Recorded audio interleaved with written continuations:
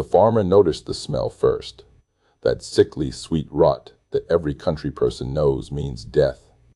And when he followed it through the pine thicket on that cold February morning in 1956, pushing past the bare branches and the winter undergrowth, he found something that would haunt him for the saint of his life. A small body partially hidden beneath a scatter of leaves and branches, the remains of a girl who'd been missing for 3 weeks. He stumbled backward, his breath coming in sharp gasps, and ran for the nearest house to call the sheriff. Within an hour, the narrow dirt road near the edge of Orangeburg County was lined with police cars, their red lights cutting through the gray southern winter morning, and word was spreading through the community like wildfire. They'd found Anna Kloss. The little girl everyone had been searching for was dead. Before we continue this story, take a second to hit subscribe and like this video. Your support helps bring these forgotten stories to light. Sheriff James Crawford arrived at the scene just after 8 in the morning, his face already set in the grim expression of a man who'd hoped this case would end differently. He'd been sheriff for 12 years, had dealt with bar fights and bootleggers and the occasional domestic dispute, but nothing like this, not a child. Not in his county. The body lay about 30 yards into the woods, off a rural route that connected 2 small farming communities, a stretch of road that saw maybe a dozen cars on a busy day. The cold had preserved some of the remains, but 3 weeks in the South Carolina woods, even in winter, had done its damage. The coroner would later determine that Anna had been dead since the day she disappeared, that she'd never had a chance, that whatever slim hope her parents had clung to during those agonizing weeks of searching had been an illusion. The scene was processed with all the care 1950s law enforcement could muster, which meant photographs with a bulky speed graphic camera, careful collection of any physical evidence, and detailed notes written in cramped handwriting in a spiral notebook. Deputies combed through the surrounding area looking for anything the killer might have left behind: a weapon, clothing, tire tracks, footprints, anything that might point them toward whoever had done this terrible thing. They found cigarette butts and a few scraps of fabric caught on branches, but whether any of it was connected to Anna's death or just detritus left by hunters and travelers was impossible to say with certainty. The investigation was already running up against the limitations of its era, trying to solve a murder with tools that felt inadequate even then. The news reached Anna's parents before noon, delivered by Sheriff Crawford himself, who drove out to their small frame house on the outskirts of town and knocked on the door with a heavy heart. Robert and Margaret Kloss had been living in a state of suspended animation for 3 weeks, existing in that horrible limbo between hope and despair, still believing that maybe, somehow, their daughter would come home. When they saw the sheriff's face, saw the way he removed his hat and couldn't quite meet their eyes, they knew. Margaret collapsed before he even said the words. The sound of her grief, neighbors would later recall, carried through the winter air like something physical, like a wound in the world itself. Anna Renee Kloss had been 13 years old when she died, born in February of 1943, right in the middle of World War II, a baby who came into a world at war and grew up in the cautious optimism of post-war America. She was the middle child of 3, bookended by an older brother, Thomas, who was 15, and a younger sister, Elizabeth, who was just 9.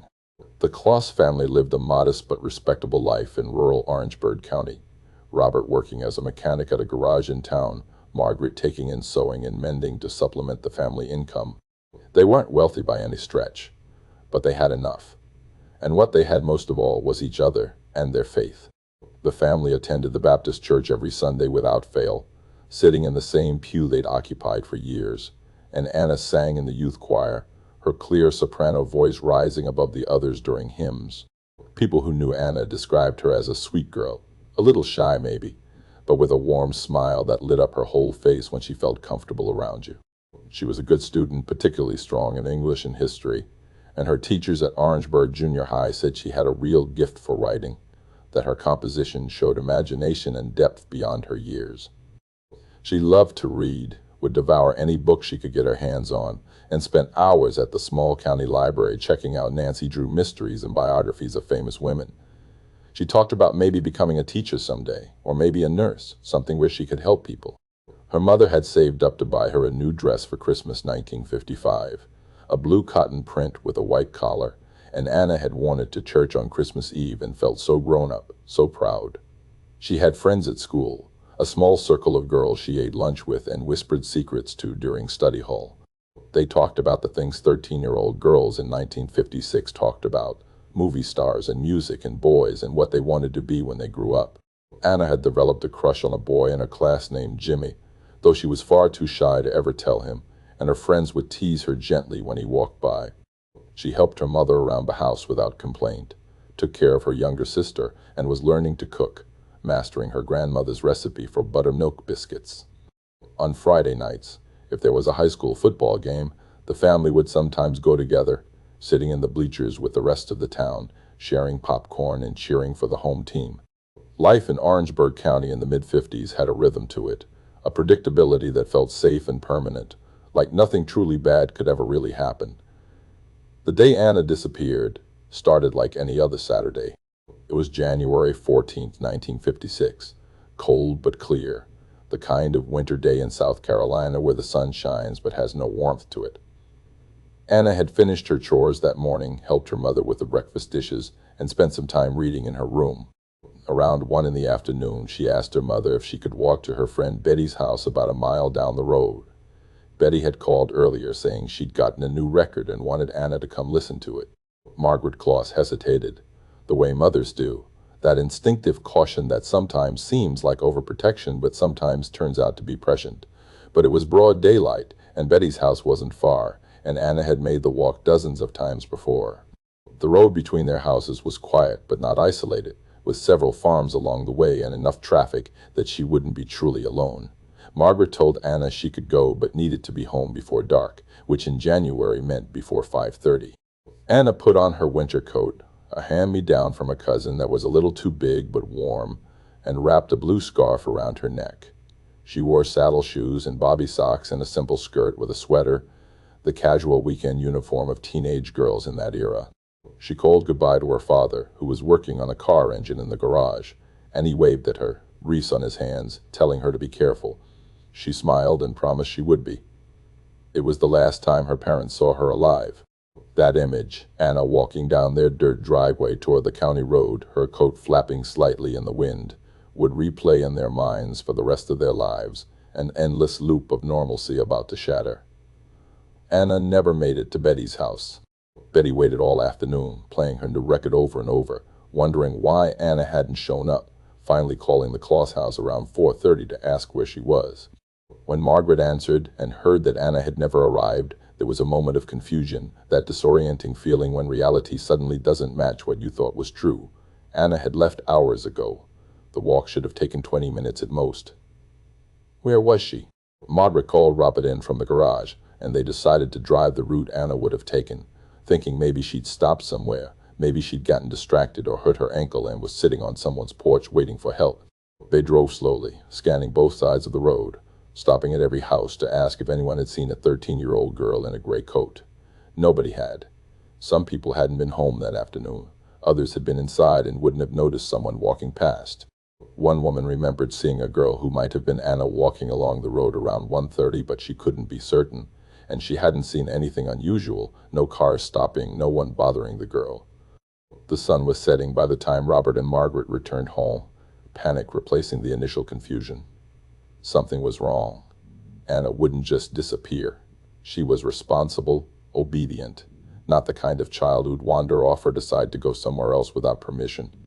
Robert called Sheriff Crawford at 5:45, his voice tight with fear, reporting his daughter missing.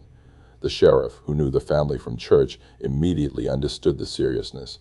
This wasn't a runaway situation. Anna Kloss wasn't that kind of girl, and she had no reason to run. He mobilized deputies, called in volunteers, and by nightfall dozens of men with flashlights were searching the route between the Kloss house and Betty's place, calling Anna's name into the darkness, hoping to hear her voice call back. They searched through the night, combing ditches and fields and wooded areas, checking abandoned buildings and storage sheds. They found nothing. No trace of Anna, no sign of a struggle, no clues at all. It was as if she'd simply vanished between one moment and the next, swallowed up by the cold January afternoon. The search intensified over the following days. The community mobilized in the way small southern towns do when one of their own is in danger. Hundreds of volunteers joining law enforcement to search every inch of the county. They walked in long lines through fields, pushed through briars and brush, dragged ponds, checked every culvert and creek. Local businesses closed so their employees could join the search. Churches organized prayer vigils. Margaret Kloss's photograph of Anna, a school picture from that fall showing her shy smile and neat hair, appeared on flyers posted throughout the region. Radio stations broadcast descriptions, asking anyone with information to come forward. Tips came in, as they always do in missing person cases, some well-meaning, some from cranks, all of them needing to be checked and verified. A woman in Colombia thought she'd seen a girl matching Anna's description at a bus station.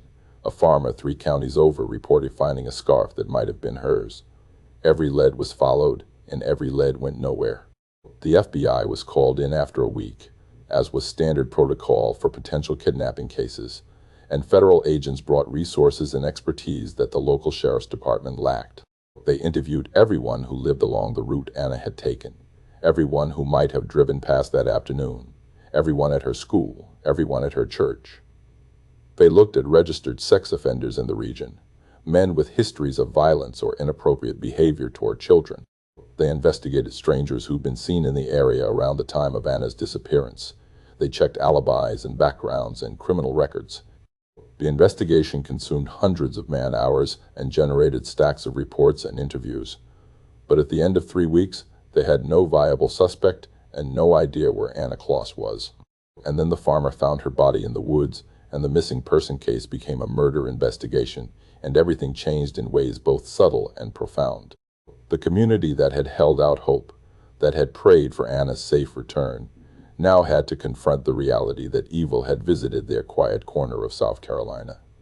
That someone had taken a child and killed her and left her body in the woods like trash. The grief was overwhelming, but underneath the grief was something else, something harder and colder. Fear.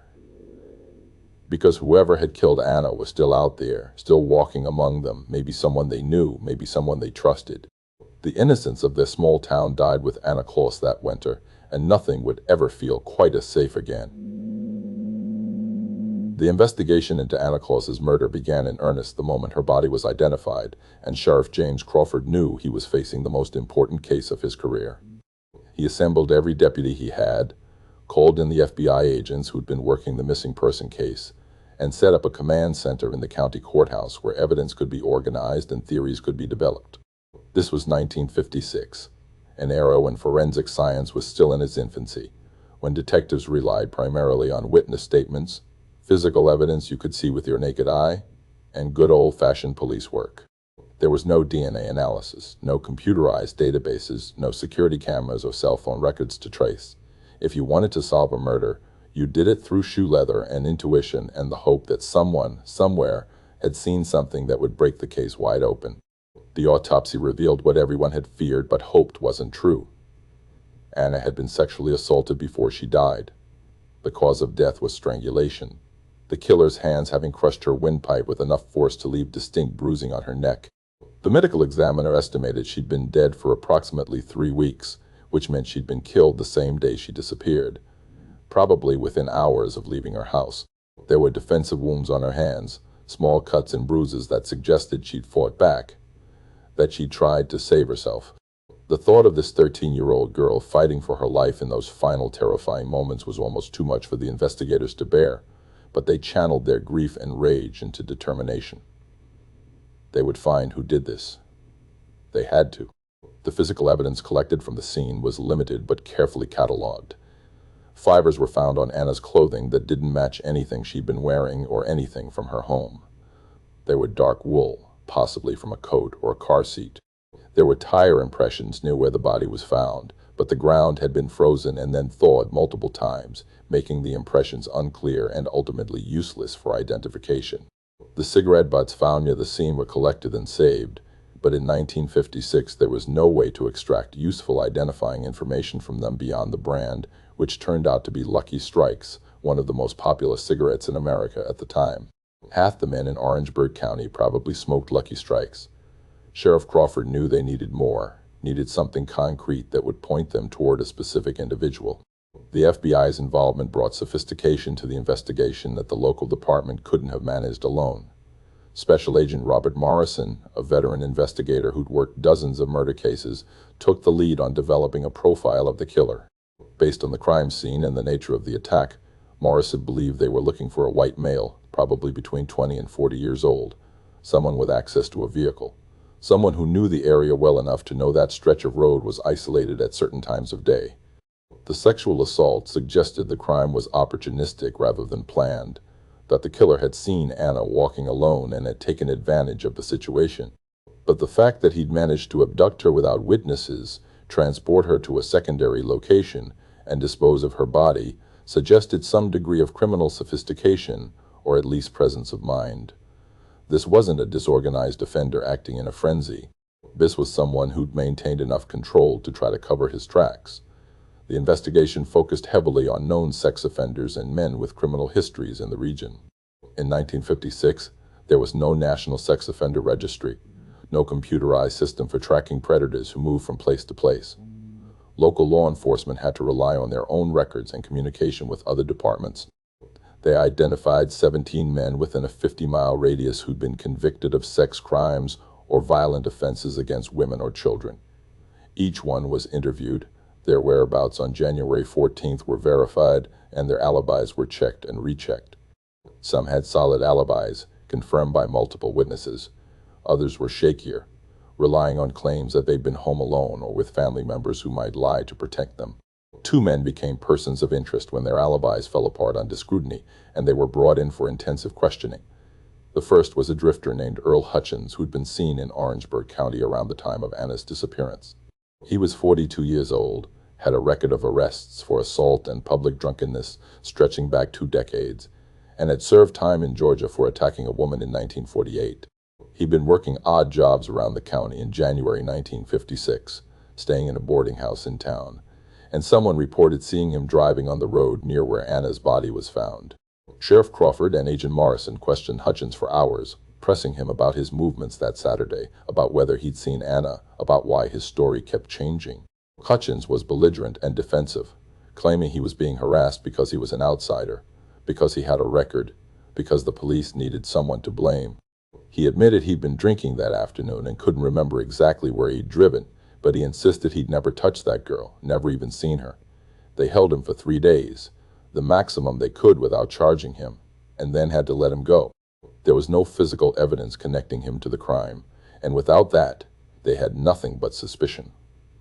The second person of interest hit closer to home and sent shockwaves through the community when word leaked out. Harold Strickland was a 36-year-old schoolteacher at the high school, married with 2 children, a respected member of the Methodist Church who taught Sunday school. He'd given Anna's older brother Thomas a ride home from a school event 2 months before her disappearance, and someone remembered seeing his car on the county road the afternoon Anna vanished. When investigators questioned Strickland, he seemed nervous, overly eager to help, volunteering information they hadn't asked for. His alibi was that he'd been at home grading papers that Saturday afternoon, but his wife admitted she'd been out shopping and couldn't actually confirm he'd been there the whole time. The investigation into Strickland became intense and invasive, detectives checking every aspect of his life, looking for any hint of inappropriate behavior towards students or children. They found nothing concrete, just that nervous demeanor and a shaky alibi and the statistical reality that most children are killed by someone they know. But nervous behavior and opportunity weren't enough for an arrest, and eventually, the investigation into Strickland stalled.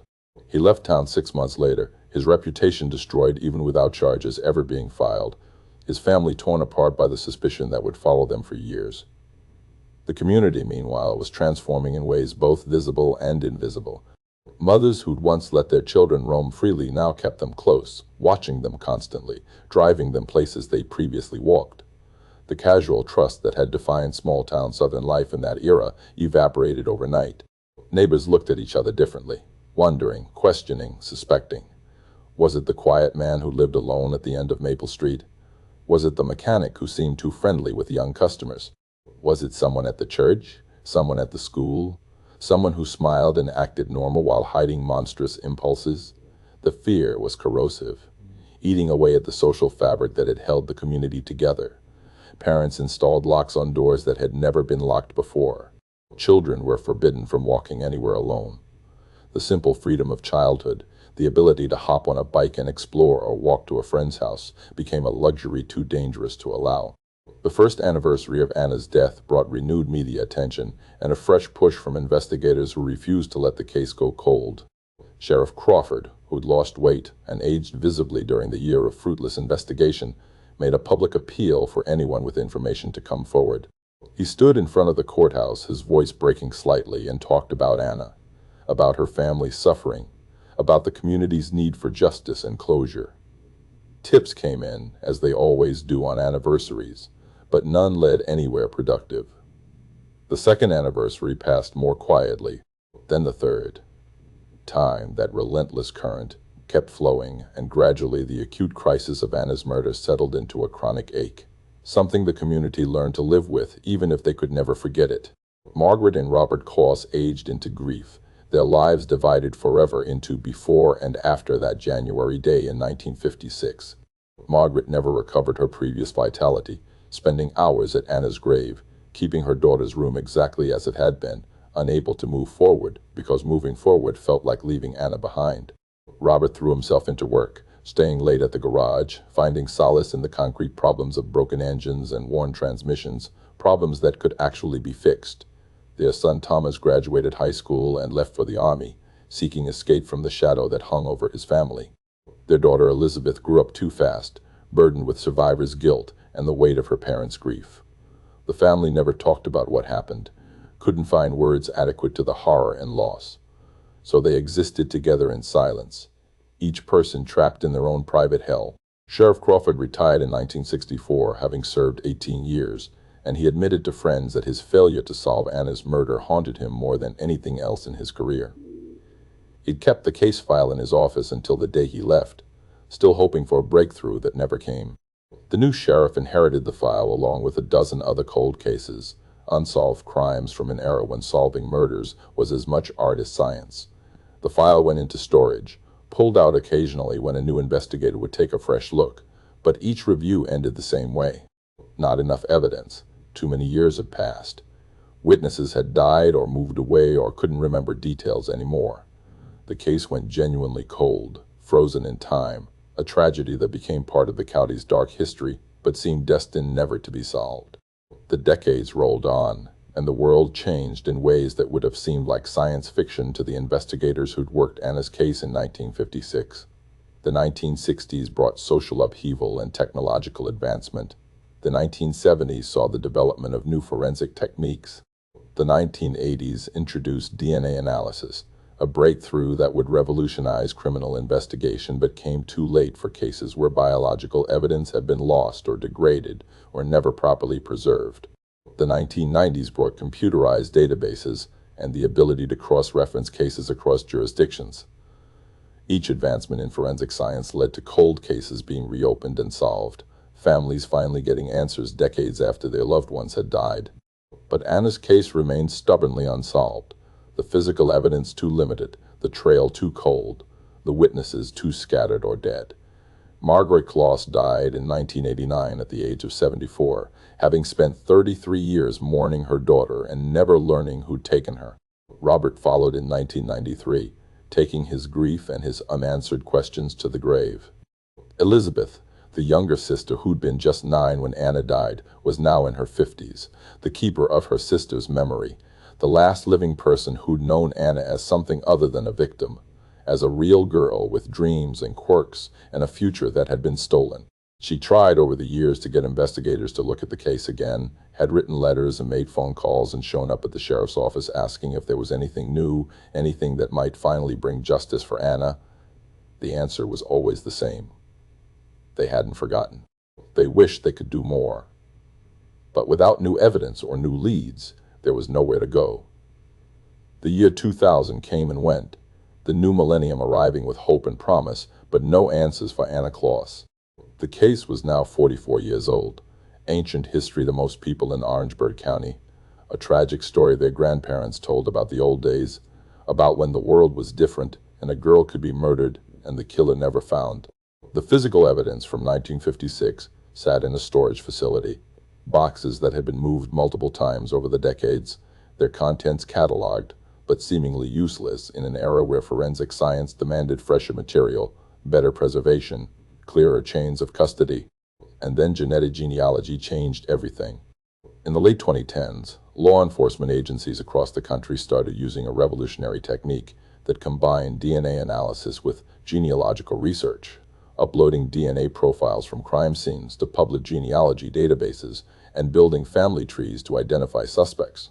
The Golden State Killer was caught this way in 2018, breaking a case that had been cold for decades, and suddenly, cold case units everywhere were looking at their oldest unsolved murders with new eyes, wondering if this technique might finally provide the breakthrough they've been waiting for. In 2023, nearly 70 years after Anna's murder, a detective in Orangeburg County opened that old file and wondered if maybe, just maybe, the cigarette butts collected in 1956 might still yield DNA, and if that DNA might lead them to a killer who'd thought he'd gotten away with murder for a lifetime. Me. Detective Sarah Brennan wasn't even born when Anna Kloss was murdered, but she'd heard the story her entire life. Growing up in Orangeburg County, the case was something of a local legend, whispered about in the way communities hold on to their darkest moments, passing them down through generations like a cautionary tale. When Sarah joined the sheriff's department in 2015 and eventually worked her way into the cold case unit, Anna's file was one of the first she pulled. She read through the faded reports, studied the black and white photographs that had yellowed with age, and felt the weight of all those decades pressing down on her. This girl deserved justice. Her family deserved answers. And maybe, just maybe, modern science could deliver what 1956 technology couldn't. The decision to reopen Anna's case came in early 2023, driven by two factors that aligned almost perfectly. First, the county had received a grant specifically designated for cold case investigations using advanced DNA technology and genetic genealogy. Second, Sarah had been attending conferences and training sessions on these new techniques and believed they had cases old enough and significant enough to warrant the expense and effort. Anna Kloss was at the top of her list. The case had everything they needed for genetic genealogy to work: a violent crime with biological evidence, a victim whose family deserved closure, and a community that had never forgotten. Sarah presented her case to the sheriff, outlined the costs and the process, and got approval to move forward. In March of 2023, 67 years after Anna's murder, boxes of evidence from 1956 were pulled from storage and sent to a specialized forensic laboratory in Virginia. The forensic team at Parabon Nanolabs had experience with degraded DNA from old cases, had developed techniques for extracting genetic material from evidence that previous generations of scientists would have considered hopeless. They received the cigarette butts that had been collected near Anna's body, carefully preserved all these years even though nobody had known what to do with them. Cigarette butts were ideal for DNA analysis because saliva contained epithelial cells, and even after decades, even after exposure to the elements, those cells sometimes retained enough genetic material to build a profile. The scientists worked carefully, knowing they might only get one chance at this, using techniques that hadn't existed even 10 years earlier. After 6 weeks of painstaking laboratory work, they had results. They'd extracted a partial DNA profile from one of the cigarette butts, enough markers to be useful, enough to potentially identify a suspect through genetic genealogy. The DNA profile was uploaded to GEDmatch, a public genealogy database where people upload their own DNA results to find relatives and build family trees. Law enforcement had been using GEDmatch since 2018 to solve cold cases, and the technique had proven remarkably effective.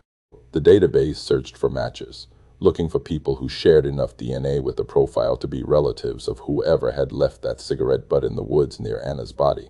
Within days, the system returned several matches. Distant cousins, probably.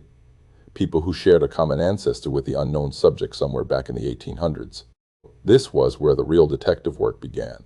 The painstaking process of building family trees, following genealogical lines forward through time, identifying which branch of which family could have produced someone who was in South Carolina in 1956. Sarah worked with a genetic genealogist named Dr. Torsist. Patricia Morrison, a specialist who'd helped solve dozens of cold cases using these techniques. Dr. Torsha. Morrison took the DNA matches and started building elaborate family trees using census records and birth certificates and marriage licenses and death records, public documents that told the story of families over generations. She worked backwards from the DNA matches to find common ancestors, then worked forward through each line, tracking descendants, eliminating people who didn't fit the profile, narrowing the possibilities. It was like solving a massive puzzle where some of the pieces were missing and others were in the wrong box. The process took 3 months of intensive work, hundreds of hours of research, following threads that sometimes led nowhere, and having to backtrack and try different approaches. By September 2023, Dr. Morrison had narrowed the possibilities to a single family line, and from that line to 3 potential suspects, men who would have been the right age in 1956, who'd lived in or near Orangeburg County at the time. One had died in a car accident in 1972. Another had moved to California in 1958 and died there in 2005. The third was still alive, and when Sarah saw the name, she felt her stomach drop. Thomas Wayne Porter, 88 years old, living in a retirement community in Orangeburg County, not 20 miles from where Anna's body had been found 67 years earlier. He'd been here the entire time, had lived his whole life in this community, while Anna's family had suffered and wondered and died without answers. Sarah began investigating Thomas Porter's background, pulling records, conducting surveillance, building a case before she ever approached him. Porter had been 21 years old in 1956, working as a delivery driver for a grocery store, making runs throughout the county bringing supplies to rural areas. He would have known every back road, every isolated stretch, every place where you could pull over without being seen. He'd never been arrested, never been charged with any crime, had lived what appeared to be a completely normal life. He'd married in 1959, had 3 children, worked for 30 years at a manufacturing plant before retiring in 1990. He'd been widowed in 2015 and moved into assisted living shortly after. To everyone who knew him, Thomas Porter was just an elderly man who'd lived a quiet, unremarkable life. Nobody suspected that he might have been carrying a terrible secret for nearly 7 decades. Sarah needed to confirm the DNA match before making an arrest, which meant getting a direct sample from Porter for comparison. In early October, she and another detective conducted surveillance outside the retirement community where Porter lived, watching his routines, waiting for an opportunity. They followed him to a diner where he had breakfast twice a week, watched him eat, and after he left, they collected the coffee cup he'd used, the fork, the napkin he'd wiped his mouth with. Discarded items in public places were legal to collect, and the DNA on them could be used to confirm or eliminate Porter as a suspect. The items were sent to the lab for expedited analysis, and the wait began again, those agonizing days when a case hangs in the balance between solved and unsolved, between justice and continued mystery. The call came on October 23, 2023. The DNA from Porter's coffee cup was a definitive match to the DNA from the cigarette butt found near Anna's body in 1956. The probability that it was anyone other than Thomas Porter was astronomical, something like 1 in several trillion. They had him. After 67 years, they'd identified Anna Kloss's killer, and he'd been living among them the entire time, hiding in plain sight behind a facade of normalcy. Sarah felt a complex mix of emotions, triumph at solving the case, but also a deep sadness at how long it had taken, at how Anna's parents had died without knowing, at how this man had lived a full life while Anna had been denied hers. The arrest was planned carefully, coordinated with the district attorney's office to ensure everything was done properly, that no procedural mistakes would jeopardize the prosecution. On the morning of November 2, 2023, Sarah and 3 other detectives arrived at the retirement community with an arrest warrant. They found Thomas Porter in his small apartment sitting in a recliner watching a morning news program. When they identified themselves and told him he was under arrest for the 1956 murder of Anna Kloss, his reaction was not what Sarah expected. There was no shock, no denial, no protests of innocence. Porter just stared at them for a long moment, his elderly face showing something that might have been resignation or even relief, and then he asked quietly if he could turn off the television before they took him. The news of the arrest exploded through Orangeburg County like a bomb, the shockwave of it reaching into every corner of the community. Thomas Porter, a man who'd lived here for 88 years, who'd raised his family here, who shopped at the local grocery store and attended the Presbyterian church and was someone's grandfather, was Anna Kloss's killer. The cognitive dissonance was overwhelming. How could someone commit such a horrific crime and then just continue living normally for 7 decades? How could he have raised children and been a husband and a grandfather while carrying the memory of murdering a 13-year-old girl? The questions were philosophical and disturbing, forcing people to confront uncomfortable truths about the nature of evil and how it can exist behind the most ordinary facades. Porter's family was devastated, his children and grandchildren thrown into crisis as they tried to reconcile the man they'd known with the monster the evidence said he was. His daughter issued a statement saying they were cooperating with investigators and were horrified by the allegations. One of his sons refused to believe it, insisted there had to be a mistake, that his father wasn't capable of such a thing. But the DNA evidence was irrefutable, and as more details emerged about the case, as people learned about the genetic genealogy and the cigarette butt and the decades-long investigation, even the most skeptical had to accept that Thomas Porter had murdered Anna Kloss and had gotten away with it for almost 70 years. The community reaction was a mixture of relief, anger, and profound sadness. Relief that the case was finally solved, that after all these years someone was being held accountable. Anger that it had taken so long, that Porter had lived free while Anna's family had suffered, that justice had been delayed until it felt almost meaningless. And sadness for Anna, for the life she never got to live, for the family that died without answers, for all the years lost to uncertainty and grief. Vigils were held at the site where Anna's body had been found, now marked with a small memorial that local residents had maintained for decades.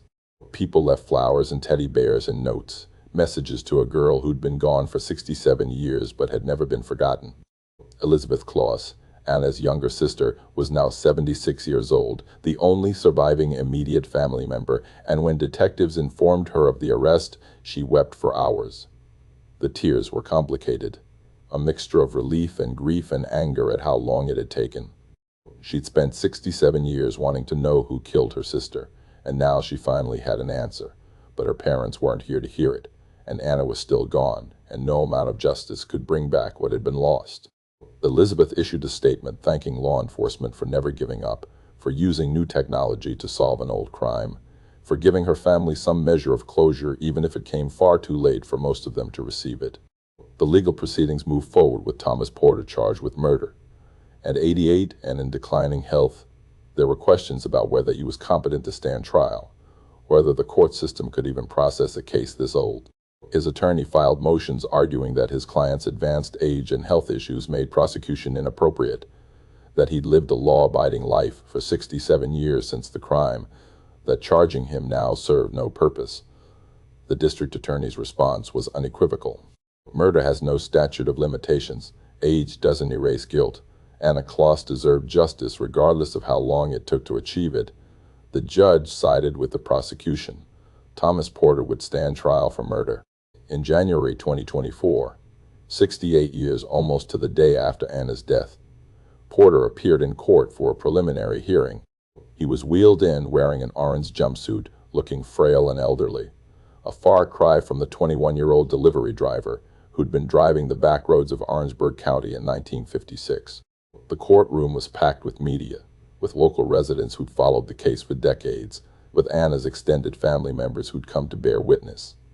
The evidence was presented in summary form, the DNA match explained, the genetic genealogy process described. Porter's attorney indicated his client would plead guilty in exchange for a negotiated sentence, acknowledging that fighting the DNA evidence was futile. In March 2024, Thomas Wayne Porter officially pleaded guilty to the second-degree murder of Anna Renee Kloss, finally admitting to a crime he'd committed 68 years earlier. The sentencing hearing gave Elizabeth and other family members the opportunity to address Porter directly, to tell him about the devastation his actions had caused. Elizabeth stood at the podium, her voice shaking but strong, and talked about growing up in the shadow of Anna's murder, about watching her parents die without answers, about the hole in her family that had never healed. She looked directly at Porter and told him she hoped he understood the magnitude of what he'd taken, not just Anna's life, but the peace and happiness of everyone who'd loved her. Porter, given the chance to speak, offered a brief statement saying he was sorry, that he'd lived with guilt for 68 years, that he knew nothing he said could undo the harm he'd caused.